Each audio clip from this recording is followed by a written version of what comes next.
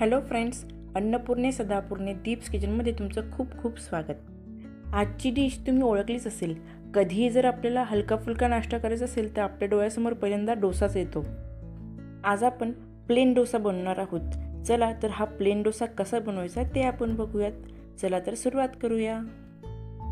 इथे मी 3 ग्लास तांदूळ 7 ते 8 तासापूर्वी व्यवस्थित निवडून व 2 ते 3 पाण्यामध्ये धुवून भिजू घातले होते. आता ते व्यवस्थित भिजले आहेत.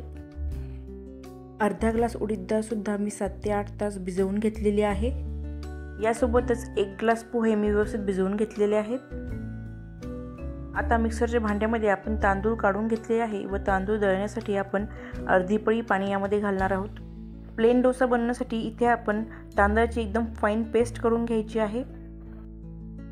आता आपण मोठ्या पातेल्यामध्ये हे दळलेले तांदूळ काढून घेणार आहोत व अशाच प्रकारे थोडे थोडे करून आपण सर्व तांदूळ दळून घ्यायचे आहेत. सर्व तांदूळ दळून झाल्यानंतर आपण मिक्सरच्या भांड्यामध्ये आता उडीद डाळ दळून घेऊया.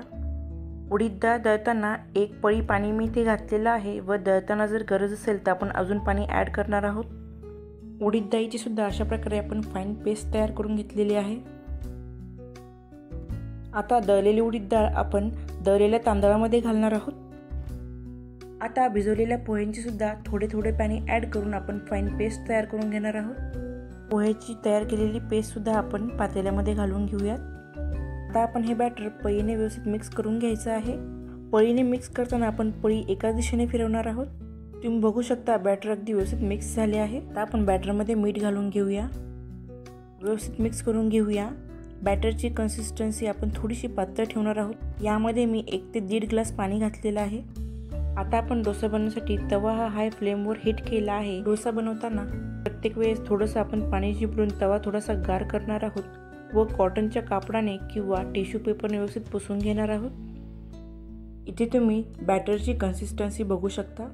यानंतर पळीने आपण बॅटर अशा प्रकारे मध्यभागी सोडायचं आहे जेणेकरून ते व्यवस्थित पसरेल व पळीने हलक्या हाताने आपण कंटिन्युअसली सर्क्युलर शेपमध्ये आपण अशा प्रकारे हात फिरवत राहणार आहोत.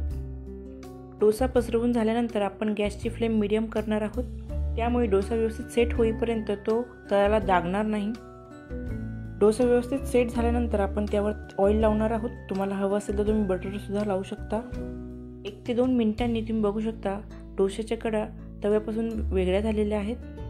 आता आपण सर्व बाजूने डोसा व्यवस्थित मोकळा करून घेऊया आणि यानंतर अशा प्रकारे फोल्ड करून छानपैकी आपण डोसा गरमागरम सर्व करायचा आहे.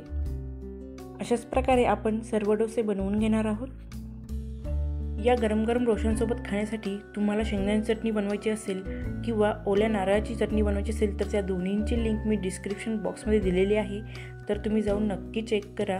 तुम्हाला जर हा प्लेन डोसा आवडला असेल तर नक्की ट्राय करून बघा आणि अन्नपूर्णे सदापूर्णे दीप्स किचनला सबस्क्राईब करा. धन्यवाद.